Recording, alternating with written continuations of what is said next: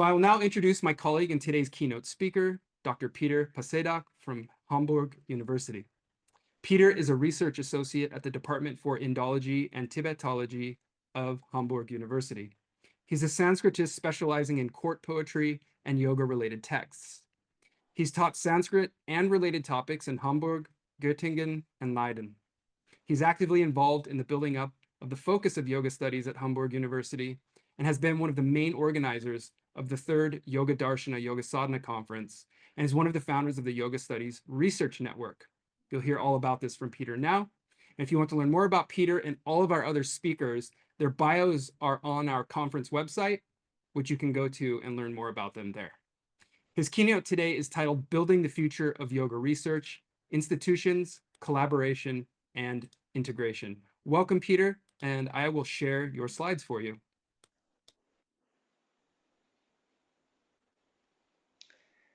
Thanks, Chris, for the kind introduction, for having me here.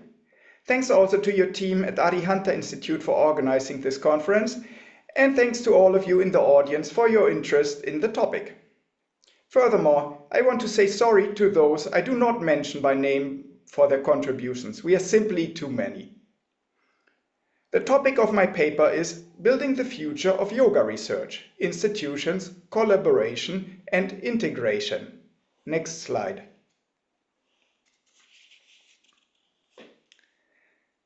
As I am a Sanskritist, please allow me to structure my talk along the lines of a short Sanskrit verse. It is a beautiful shloka attributed to the 16th century Vaishnava saint Chaitanya. In it, he speaks of the qualities of the practitioner of his lineage and the way of their practice. I will try to reinterpret it and apply it to our context of the community of scholars of yoga studies and their institutions. Tranat api sunichena, taror iva sahishnuna, amanina manadena, kirtaniya sadaharihi. We can freely translate that as one should be even more humble than grass, have a capacity to endure like a tree, give respect without demanding it for oneself, and continuously perform Vishnu's Kirtana. Next slide. Trnat api sunichena, more humble than the grass. Grass is the food for so many animals. They keep grazing, and the grass keeps just growing back. You walk over it, and it does not mind at all. You even mow the lawn, and surely it just keeps growing back. When several months back I agreed to give this keynote lecture, I was assuming that by now our brand new Yoga Studies Research Network, planned as an academic society serving the needs of the yoga studies community, would be up and running. Legal registration done, we would be welcoming hundreds of members with open arms, and that today we would have a general assembly as advertised on the conference website, voting on some necessary amendments to our statutes, etc. But as things are, we need a bit more time for that. We don't currently have the budget to hire an expensive legal consultancy firm to draft our statutes in such a way that they are fully compliant with the requirements for a tax-exempt charity in Germany, so we, that means Corinna Loire and me, are taking care of that ourselves, via painfully slow communication with the tax authority. Probably now the respective people are on holiday, and we'll get their next response in September. So we're just about there, but not quite. We have to just accept it and move on, just like the grass doesn't mind to be cut back and keeps growing.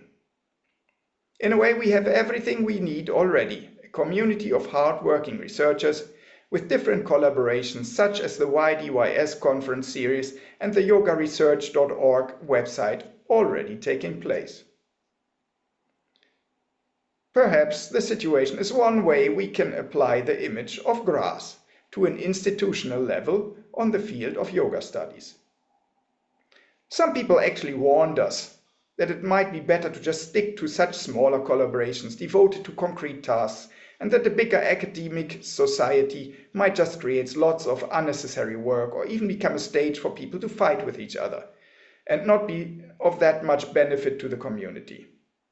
We should definitely keep these warnings in mind and steer against any negative tendencies early on. The idea of institutional humility definitely also means that an institution should not get into the way of people's work. Next slide.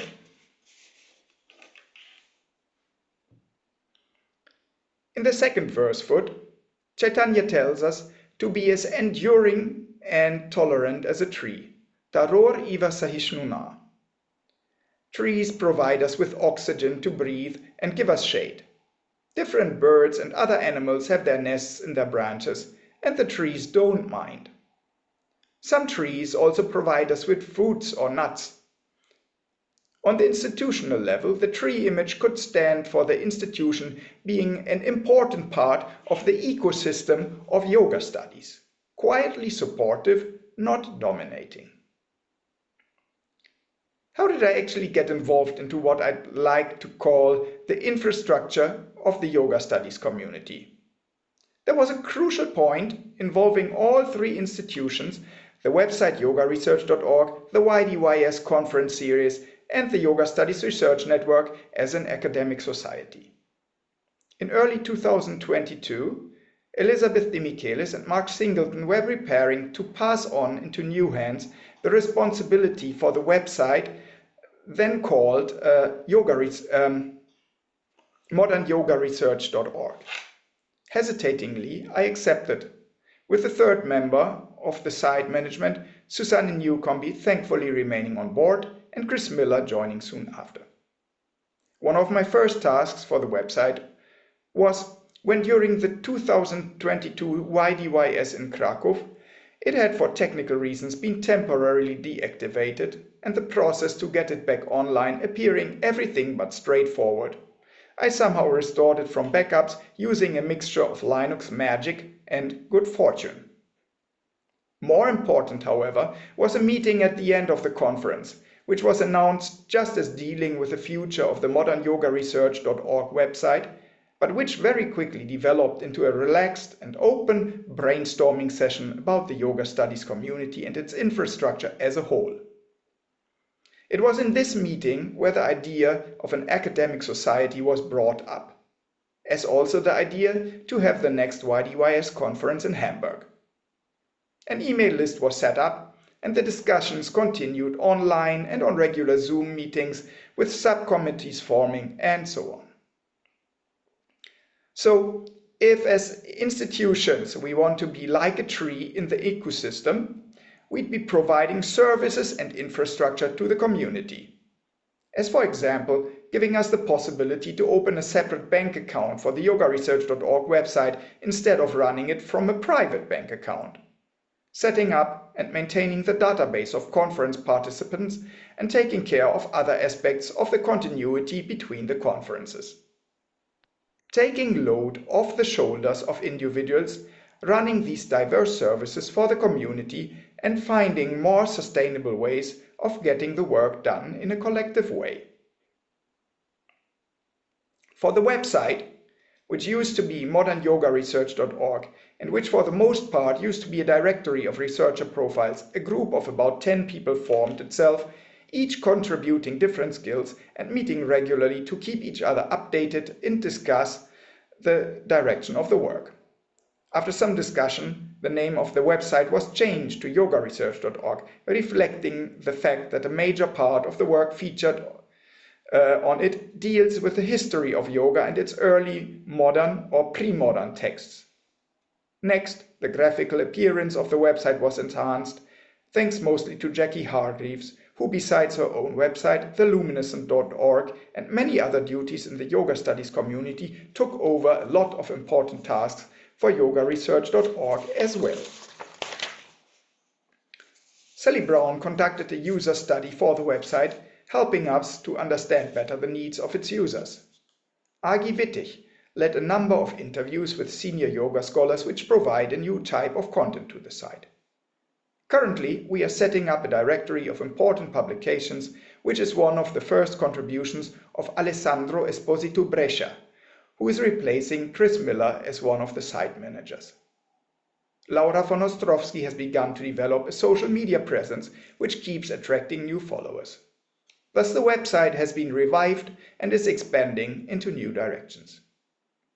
One important but not much used addition is our discussion group, list@yogaresearch.org, an open forum for scholarly discussion of yoga-related topics. While we recently had some temporary difficulties with spam management, the list remains fully functional and promises to develop into a good resource of knowledge sharing once a critical mass is reached. So if you are not yet subscribed, send your subscription request with a short CV to listowner@yogaresearch.org and we will subscribe you. Next slide. Now to the third verse foot. Amanina mana dena. Giving respect without asking for it. This can be translated to a culture of collaborative scholarship, respect across disciplines, and sensitivity to scholars from diverse backgrounds. So far, our conference series attracts mostly scholars of social science and the humanities, primarily Indology and religious science.